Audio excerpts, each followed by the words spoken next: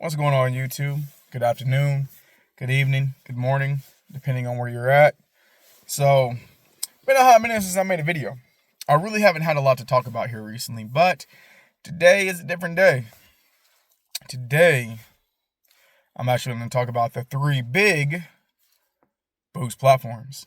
So, we're going to discuss positive displacement, centrifugal, and twin turbo. I would mention single turbo, but I mean, a lot of us go twin, I feel. And this mainly pertains to everybody, but mainly the Coyote community. But like I said, this will benefit everybody. But the reason I say the Coyote community is I have a Gen 3 Mustang, Gen 3 Coyote. And I've really been in the slumps about, should I go with a Whipple? Should I go with an ESS centrifugal? Should I go twin turbo? What's best for my car? What's best for the longevity? What's going to fit my driving style better? Am I going to love the top end surge of the turbo? Am I going to love that low end hit torque from the Whipple? Or am I going to love the constantly increasing pull of the centrifugal better? What am I really going to like? What's going to capitalize on how I drive my car the best and give it the longevity to where I can drive it reliably at the power levels I want, and not only just drive it reliably, but daily drive it if I need to or want to. Because see, right now I daily drive my 10 speed. Do I want to? Not so much, but it's what I got right now. And what platform is going to really let me do that? And we're going to start off with positive displacements, and my means for that will be a Whipple. For centrifugals, we're going to go with the ESS, and then twin turbo, I guess I could just say Helion. It really doesn't matter for that brand. I'll just capitalize on the other two because of reliability, honestly. Endurance.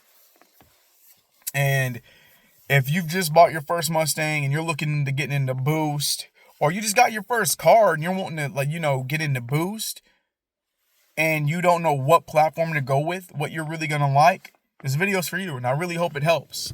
So, if you're like me, it's going to be a real tough decision, but hopefully this clears it up because I've done a lot of extensive research on all three.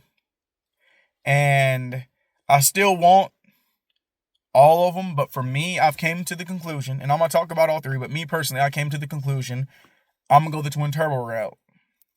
And it's about to hit my bank account hard because I need all the ceramic coating, the turbo blankets. I'm going to need the anti-lag. I'm going to have to go all the way in to get the best of all the worlds, in a sense.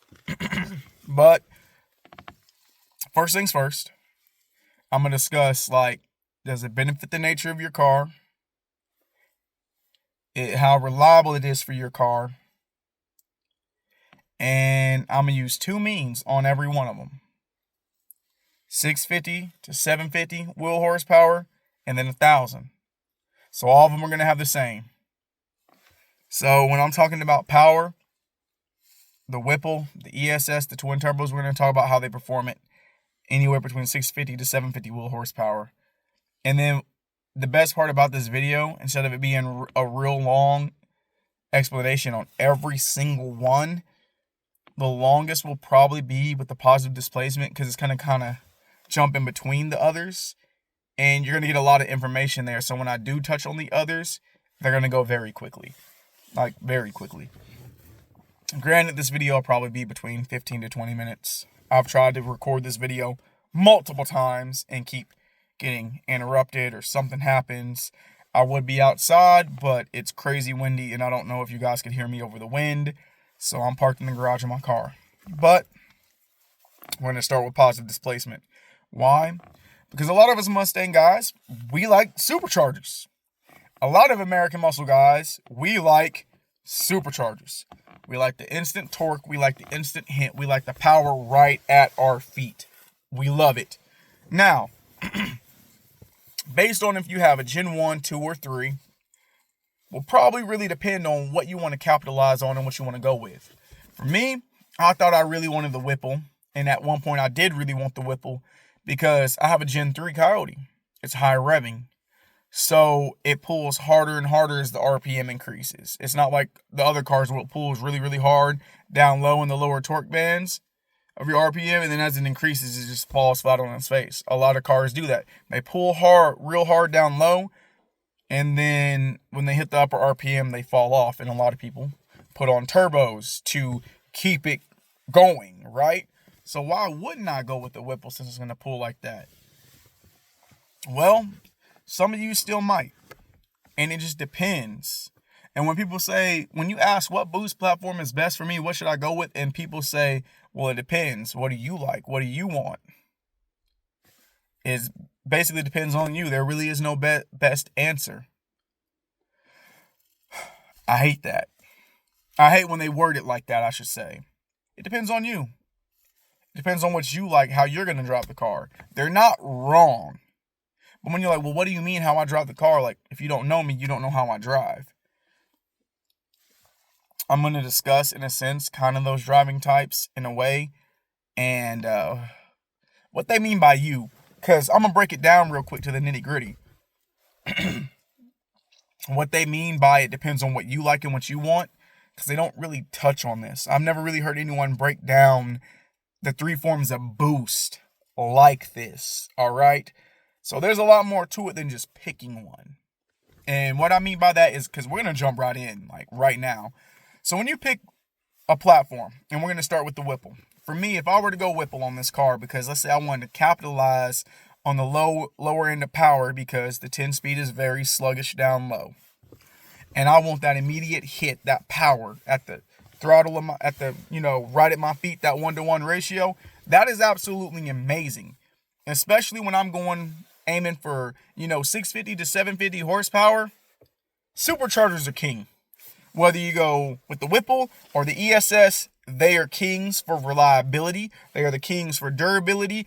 They very rarely have anything go wrong at those power levels. Now, here's why they say it really boils down to you. Each platform has its own chink in the armor. What chink do you want to deal with? What chink can your pockets deal with? And what chink do you have the knowledge to understand and work on and fix to combat? So if you're wanting to go with the positive displacement blower, a Whipple, and the reason I go with Whipple is they have the better cooling, because superchargers struggle with heat soak. What is heat soak? When a blower is sitting on top of your engine, it's absorbing the heat from your hot engine. And then when the twin screws, and I say twin because of a Whipple, when they rotate and they compress the air compression causes more heat, which causes heat soak. When the air gets too hot and the engine gets too hot, you'll start pulling time in to keep from blowing the engine. So a lot of people will run them. They got to stop, park, let the car cool down. Well, a way to combat that is, and in my opinion, two best ways in my opinion, is an interchiller paired with the 3-heat bypass heat exchanger.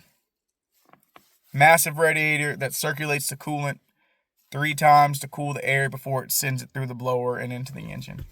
All right. So you can negate the heat soak, and that will allow you to pretty much run a positive displacement car all day long, depending on how you drive. Now, what do I mean by how you drive? So I told you I was going to get into this. If you're just drag racing, a positive displacement with an interchiller is going to be fatal. Fatal if you're doing the 1/4 mile, the 1/8 mile, however you look at it, because you go down, you're cruising, you get back in line, you're waiting, right? An interchiller uses your car's AC, its Freon, its refrigerant, to super cool the air or the coolant below ambient temperature. So it might be 80 degrees outside, but the air your car is getting, 22 degrees, 30 degrees, maybe 40 degrees, depending on how hot it really is outside. And when you pop your hood and touch that blower, it's cold. It's got cold condensation on it. And if it's a cool enough day, you may even see ice on the blower because it's so cold. Now, the reason the Whipple would be king for that is because whenever you go with an interchiller, whenever you're cruising or you're at idle, the interchiller is super cooling that air. But when you hit that run down the drag strip and you're at wide open throttle, WOT, the inner chiller actually shuts off to save itself, because the inner chiller is ran off your AC compressor, not condenser, the compressor. That there is no compressor designed to spin if you have a high revving Coyote like a Gen 3 at 6,000, 7,000, 7,500 RPMs. You'll break it. So what happens is it disengages, and you were actually running off the super cooled coolant that you have chilled in reserves. So you can run on that until it heats up. But then once, your quarter mile or your 1/8 mile is done and you're cruising back down the track, that inner chiller kicks back on and that compressor gets to super cooling the air. So for short sprints and short durations, a Whipple with an inner chiller is golden. Absolutely golden. If you're building the car just to drag race and just go out and have short fun pulls, the Whipple's most likely for you, my guy. Without a doubt. At that point, it's more reliable than a turbo, less complex tuning, less complex plumbing, and if you want to increase boost, you just got to change your pulley and belt. Go to a smaller pulley and belt. All right? But now here's the weak links of a positive displacement. I mentioned heat soak. You solve that problem with the inner chiller, because when you super cool your air like that, the blower can make quite a bit more power. And the power you make from supercooling that air easily overcomes the parasitic loss. What is parasitic loss? When you bolt a blower onto your engine, right? You are taking horsepower from your engine in order to make more. So for me, let's just say my car's making 460, right? I put on a blower. It's taking 60 horsepower just to turn those screws at idle. As I rev it up, and I'm increasing my horsepower because I'm forcing air, blowing more air into my engine, I'm also robbing horsepower from my engine because I'm having to turn it. I'm having to turn those screws. And as my RPMs increase, that is more air resistance on the screws compressing that air. Like I said, they compress. So when the screws are compressing, you're heating it up. You're getting heat from the engine. All right? You're going to want to upgrade all your cooling systems to, be sure and be effective. But the inner chiller helps you run cool, right? If you're doing drag strip days, now it gets confusing when people say track, or what are you talking? Drag strip or road course, right? Are you doing quarter mile, 1/8 drags? Whipple with inner chiller. If you're wanting a road course to Whipple, I'd definitely go with the 3 heat bypass heat exchanger paired with an inner chiller. But like I said, at WOT, wide open throttle, that inner chiller shuts off. So you're running off this super cooled coolant in reserves. So if you're on a track, a road course, doing laps, and you're at wide open throttle a lot, you're not going to have a lot of time to let that inner chiller super cool your fluid. If you're on the highway doing highway pulls, that's a different story when you're not at wide open throttle all the time. Get on it, go around some traffic, stoplight to stoplight, you're playing. I don't recommend it, but people do it. You out there playing, you're going stoplight to stoplight. Whipple's got it, right? Well, here's another thing I didn't know about. And this was the game changer for me, and this will probably be the game changer for a lot of you. It isn't just the heat soak that superchargers suffer from. They are more reliable at 650 to 750 wheel horsepower than twin turbos, because of all the stuff that can go wrong with twin turbos that you have to address. It can be fixed, but this is a lot of stuff you have to address. So when I also said it depends on your wallet, how much money are you willing to spend for those power gains? For a turbo, stopping at 650 to 750 isn't worth the amount of money I would have to spend when I can spend way less and get that safely with a blower. Same horsepower, power online immediately with the blower. Because the amount you're going to have to go through to get that power with the twin turbo set up, twin turbos can get you there easy. But it's all the pre-work you got to do, which is going to hit your pockets hard. Well, what do you mean? The plumbing, the routing, the tuning's more complex. If you want top mount, mid mount, bottom mount turbos, and then fighting the massive heat they collect in the engine. Because here's the thing, superchargers are gathering heat from your engine and themselves from compressing air. but they're not ran off of exhaust gases. And them exhaust gases get well over 1,000 degrees. So at that point with twin turbos, you're heat soaking the engine. Over time, them twin turbos, if not properly addressed and taken care of, if they ain't got the ceramic coat, the turbo blankets, if you don't got cowl hoods with heat extractors, heat extracted fenders, you can melt the plastic, the wires, your coil packs, anything in your engine that's plastic, that heat can melt them. I'm going to just keep it real. So if you don't got the money or don't want to spend all the money to do all of that, blowers. No one told me about melting stuff in my engine bay if I went twin turbos. And with blowers, no one told me about the major crank stress that comes along with it. It depends what chink in the armor do you want to fight, like I said earlier in this video. With both positive displacement, your Whipple, your Kenny Bell, your VMPs, or your centrifugal supercharger, your Vortec, your ProCharger, your ESS, you got parasitic loss with every single one of them. That's taking power from the engine to make power, right? But then you also got to fight the hurdle of crank stress. Well, if crank stress is the thing, why wouldn't the turbos be more reliable if all you got to fight is heat? See, that's what I thought. Here's where we get to the steak and potatoes. At 650 to 750 horsepower, the cranks on most of these cars can handle that significantly well. They can handle it. It's when you're chasing 1,000 horsepower is where the stress becomes really, really great, right? So depending on how hard you're driving your car, how often you're on it, how many track days you're going to, if you have the drag strip, if you have the road course with your blower,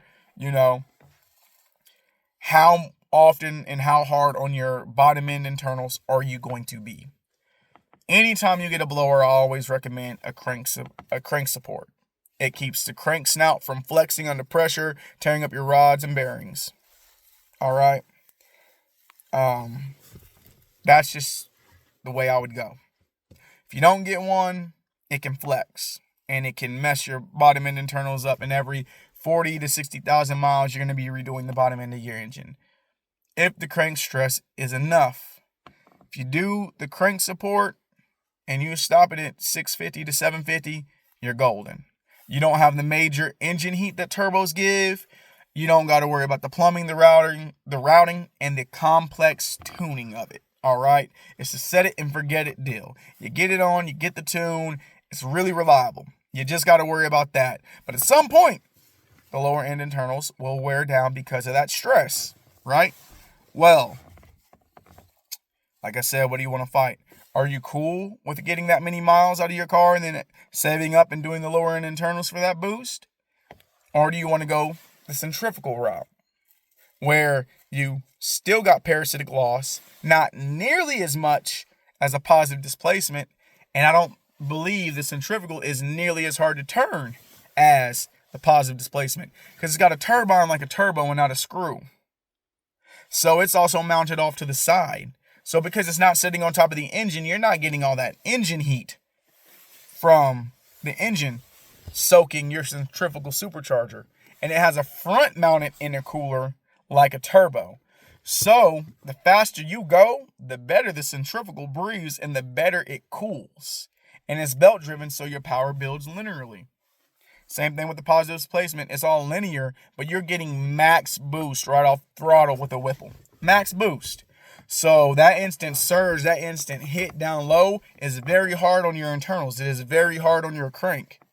A centrifugal is easier on your crank. You don't get that low end brunt hit that you're going to get with that Whipple. You're not going to get that back in your seat feeling, but it's going to build and it's going to be controllable. It's going to be more steady. Some people like that steady feeling, getting in and out of corners, being able to ease into it and pull hard. Whipple is just all right there. It's hitting. Right? So how do you want it to hit? You want it hard and aggressive, or do you want it to build and feel it get faster and faster and faster as you're increasing? What feeling do you want?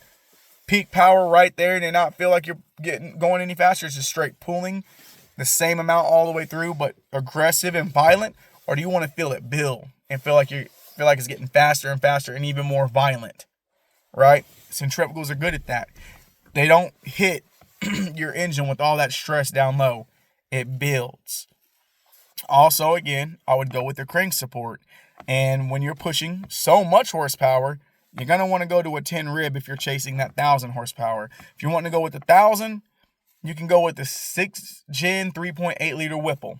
And like I said, I was going to touch on both between 650 to 750 up to 1,000. I decided to group both blowers together in this because both the Whipple and the ESS are going to handle 650 to 7 wheel horsepower very reliably and be very strong with it. You're going to have far less heat soak issues with the centrifugal than you will with the Whipple. If you go the centrifugal route, there's no need to get an inner chiller. You don't got to worry about that. The faster you go, the better that thing's going to cool itself because of the moving air through the intercooler. Faster you go, the better it's going to cool itself. Slow down, cruise, keep letting that airflow come in, let it get your temperatures back down, then shut your car off when you're done. A centrifugal is nice. And if you have, like I said, based off your engine, if it's a high revving engine or a low torquey engine, capitalize. Some people will go with the Whipple because their engine's already got low end torque. They want more low end torque. Some people that got low end torque want to go with the turbo so they have low end torque and then top end power. How do you want to capitalize and build with your engine?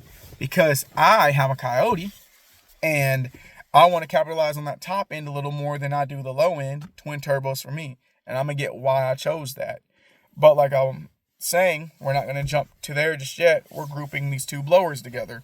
So, when it comes to 1,000 horsepower, you're putting a lot more stress on the crank and the lower end internals. So even if you do a crank support, the stress is still immense. Be ready to start tearing your engine down so many miles into it, probably going from 40 to 50 down to 20 to 30, or even less depending on how hard and how long you drive it like that. Are you going to the track every weekend, every day, or are you road coursing it every weekend and every day? All these are factors that tie into how often you're going to have to run maintenance, right? So when you're looking at stopping at 650 to 750, because the crank can handle that, they're more reliable than the turbos because you don't got to worry about melting stuff, right? But when you get to chasing 1,000 horsepower, it's different with these blowers, whether it's Whipple or ESS. You still got crank stress and you still got parasitic loss on both. The centrifugal offers less, but it is still existent. Turbos are labeled efficiency kings. So even with an ESS centrifugal, as you rev up, you are building RPM and you're building boost, and the car's going to pull harder. It's going to pull faster on any car with this, and especially on a Gen 3 Coyote, because the 10-speed transmission is going to keep that ESS in its power band. Same with the Whipple. The Whipple will stay in its power band, but here's one thing I forgot to touch on with the Whipple. Because it's displacement and you're moving a fixed volume of air, as you rev that Whipple out, or any positive displacement blower, it gets harder for that blower to breathe because it can't bring in the air the car needs fast enough. Whipples become less efficient the higher you rev them. Positive displacement blowers become less efficient the higher you rev them out. It gets harder for them to breathe because they can't bring in enough air that the car needs to generate enough power to keep it pulling. They're going to hit a wall in that upper RPM. 3.8 liter is designed, the 6th gen 3.8 liter Whipple is designed to move the same volume as twin turbos. But are you willing to deal with that amount of crank stress and fix the bottom end of your engine? Because at that point, when you get into the 1,000 horsepower game, rebuilding the bottom end of your engine is going to be more expensive than a few small turbo things like melted wires or coil packs. At that point, it's going to be real costly. The parts, the labor, if you're paying someone else to do it. That's why I said it depends on you, how you drive, and what you're doing. Because see, I don't mind stop and go, getting on it and having that low end torque. And when I'm on the highway, if I'm going around someone or I want to open it up or I take my car to the road course, I like being at the top RPMs a lot. I love high revving engines. That's why I chose the Gen 3. I favor high revving engines over low torque engines. That's just me. That's my personality. That's my persona, right? So when you're looking at the Whipple, it doesn't do really great at top end. It can pull It can pull hard in the top end, but it becomes less efficient. While the centrifugal, the higher you rev it, the more efficient it becomes. It breathes better. It moves more air. It cools even better. It becomes more efficient. With a Whipple, the higher you rev it, the hotter it gets, and the harder it is for that inner chiller to keep it cooler. The higher you rev it, the harder the inner chiller has to work to keep your IETs low, the harder it has to work to cool it, the faster it has to cool it. That's why I said if you're just dragging it when you're cruising back and you're waiting in line, it's perfect for that. But back-to-back runs, back-to-back laps, you're better going with a centrifugal or a turbo at this point. So we're about to move into just centrifugals and turbos now because, like I said, the Whipples, they run out of breath. I apologize. I'm past that 19 to 20 minutes, guys, but bear with me. We're almost done. So when you're looking at the centrifugal, right? Well, if that's the case and I want instant torque, I'll go with the centrifugal over turbos. That's cool. You still got the parasitic loss and you still got the crank stress. It isn't nearly as great as the Whipple, but it still exists. So when it comes to quarter miles or road coursing and you get open straight lines, open straight track, at this point, who takes it? Turbos will always take it in a straight line if they are built and paired properly because they do not have parasitic loss. If you're just boosting it to have fun and drive and you want reliability and you're not looking to compete and you're not looking to race, it's most likely going to be the centrifugal or the Whipple for you, ESS or Whipple. Which one's more reliable out of the two and going to give you the more longevity? It'd be the ESS. It'd be the centrifugal. Better cooling. Don't need an inner chiller, and because it's off to the side, you got less heat soak and you got less crank stress. Centrifugal at that point would be better, especially if you want to rev it out. If you really want that low end hit and all that torque, you're gonna go Whipple. Because if you're not looking to go past 750 or 650 wheel, you're gonna be in the blower category. If you're chasing the absolute max horsepower you can get and you're wanting to set records, you're going to be going twin turbo. If you're looking at hitting 1,000 horsepower, at that point, turbos become more reliable. And why it shifts to turbos over the Whipple and the ESS is because at that point, the crank stress is still so much with those two. The centrifugal ain't as great as the positive displacement, but it's still a lot. With twin turbos, you don't got that crank stress. You can go a bottom mount twin turbo, ceramic wrap the turbo, the headers, turbo blankets, get a cowl hood, heat extractors, fenders with heat extractors, and all that's a lot of money, but you solve the baking problem of all that heat baking and soaking your engine. If you can get the heat out of your engine, at that point, twin turbos are more reliable. But also at that 650 to 750 horsepower, you got to buy all that to still ensure that your plastics, your wires, your coil packs don't melt. You see what I'm saying? You might get away with just a cowl hood, but the more horsepower you create, the more heat you are going to create in that engine.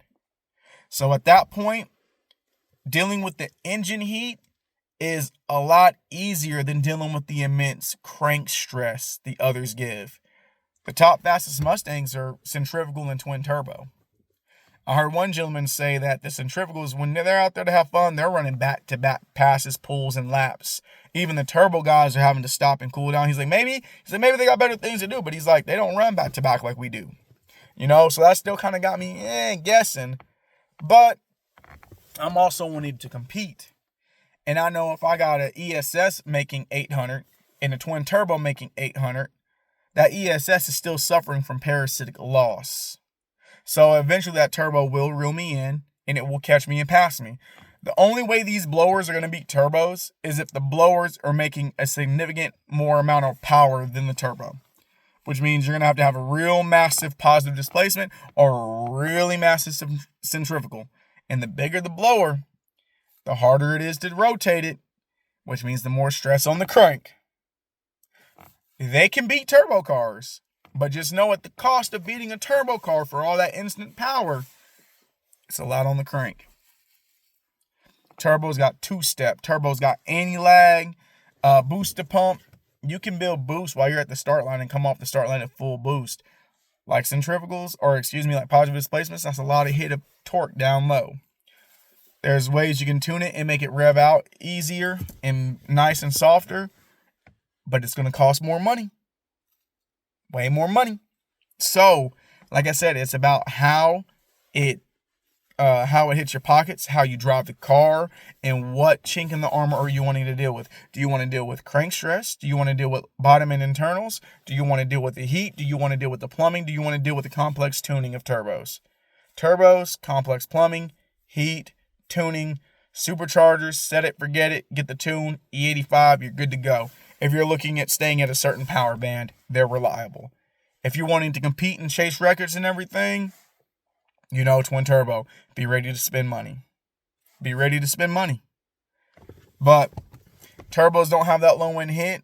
With boosted pump and anti-lag, you can get there. What anti-lag does is when you let off, it lets fuel dump through. And when the fuel ignites in your exhaust, it keeps the turbine spooling so you stay at max boost.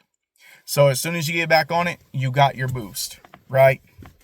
The 10-speed will keep the ESS, centrifugal, and the Whipple in their power bands. It will. But like I said, that Whipple's going to run out of air in the upper RPMs while the centrifugal is going to be breathing a lot better. Turbos are going to breathe better, but they don't have that parasitic loss, and they still don't have that crank stress. So this is pretty much it for the 3 boost platforms. What do you want to deal with? Are you going to stay at 650 to 750 horsepower? At that point, positive displacement is centrifugal. What do you want? The low end torque, or do you want it to build gradually?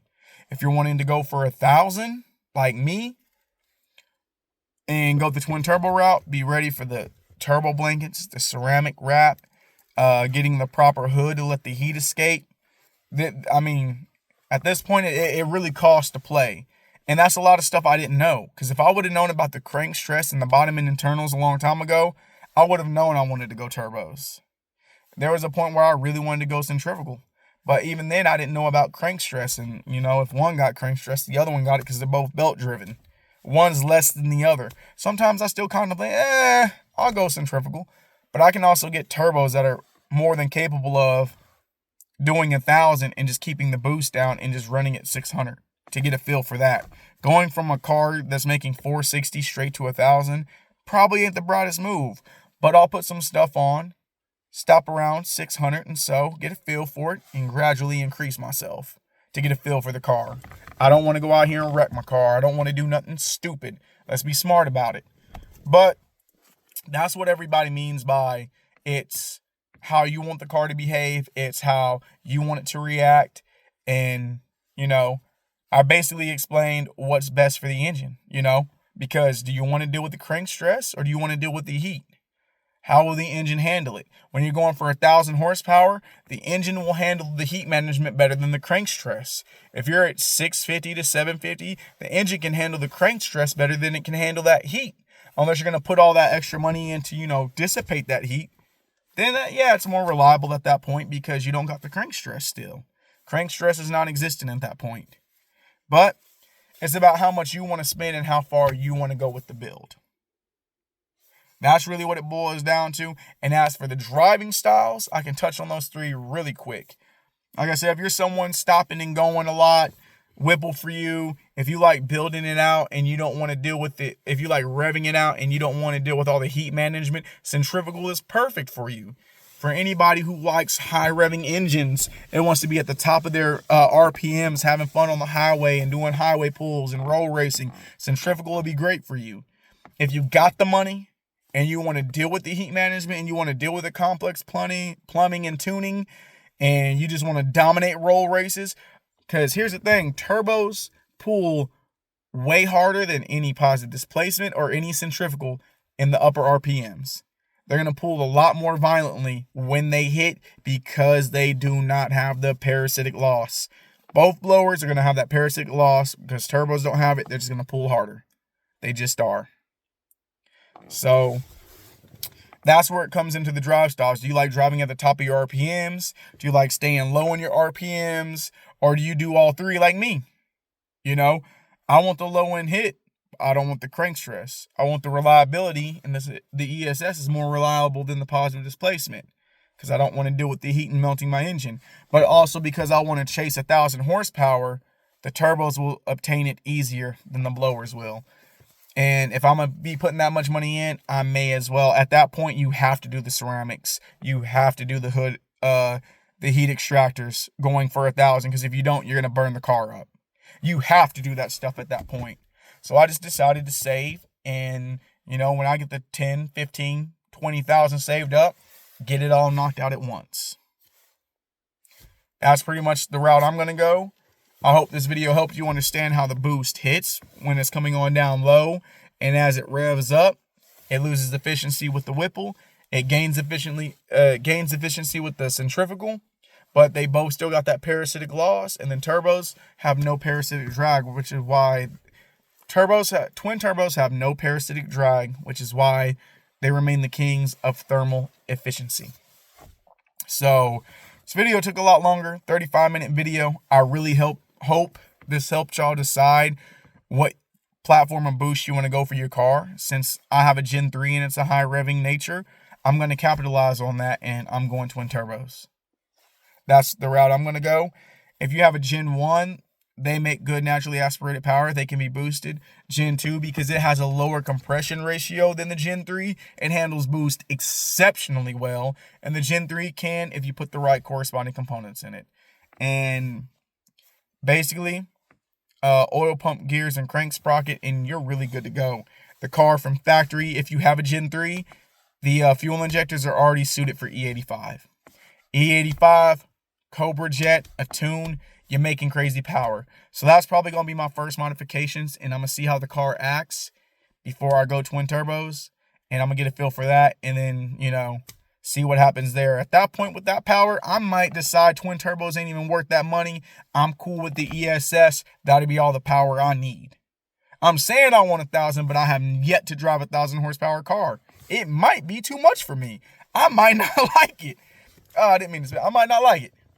To each their own, everybody's different. But I really hope this video helped you guys out. That's all I got to say. Hopefully this helped you decide how you want to build your car, what you want to build it for. If you want to build it for quick sprints, if you want to build it for road course, circuits, highway pulls. I really hope this helped you guys out, man. Y'all have a good one.